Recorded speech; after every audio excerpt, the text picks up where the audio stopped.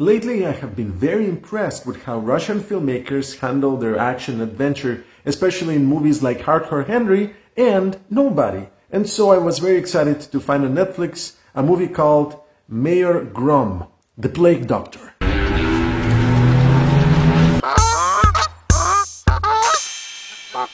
This action-packed detective comedy centers around a cop in modern-day St. Petersburg, where he is almost like Sherlock Holmes. He thinks about things before doing them, and things don't always play the way he expects to, and it falls in a bunch of very cliché tropes that are actually very funny to see how Russian cinema approaches them. This cop is definitely out of his luck. He's the best in his department, however, he doesn't follow rules, and so the chief of police really is looking for reasons to fire this guy. And it's a charming character that is not your cliché Russian cop. He's somewhat sad and lonely, but he also doesn't get drunk or belligerent or super violent when it doesn't need to be. The city is plagued with this situation where the ultra-rich that commit terrible crimes, run people over, kill them, they get scot-free because they're super rich and they can bribe people or have very good lawyers.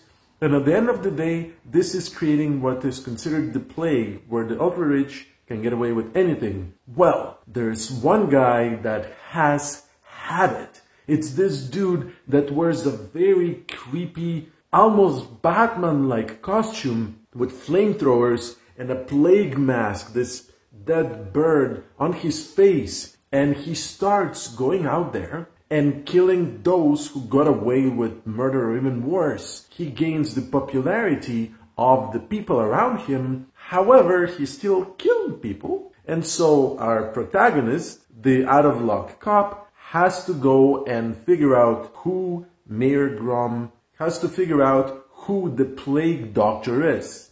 And it's a game of cat and mouse with a lot of very funny situations, with good detective work, a lot of action, and I absolutely love this film. On the very positive side, we have comedy that actually works very well, and I come from a background that has seen a lot of good and not so good comedies, and a lot of moments are just fantastic, and I think you will be very entertained. The action is great, it's filmed competently with beautiful cinematography that has wide angles but also good close-ups. It films action in a way that you understand exactly what's happening and who's doing what. The relationship with the characters are great. The side characters are fantastic, but I think the relationships between the cop and the people around him work very well. Now, the Plague Doctor. The costume actually looks very good. It's not cheap looking or foamy or amateurish. It's a quality costume, filmed very well, with great special effects when it needs to. The mystery surrounding this Plague Doctor, why he's doing things, it's very well crafted. It is a story where the audience and the main protagonist are really trying to figure out who is the bad guy and kind of consider them as a bad guy. Listen, the Batman trope of how far do you go to deliver people to justice has been explored over and over. And I actually like the idea of a character, a Batman-like character that is the protector of the people or the one that delivers bad guys to justice that goes a little bit beyond. Are you actually a bad guy if you are bringing justice to those who justice cannot reach? And it's a very interesting concept to explore, and it's done competently because there's this question of what's morally right, what's justice, and can the police just ignore it and let the guy be?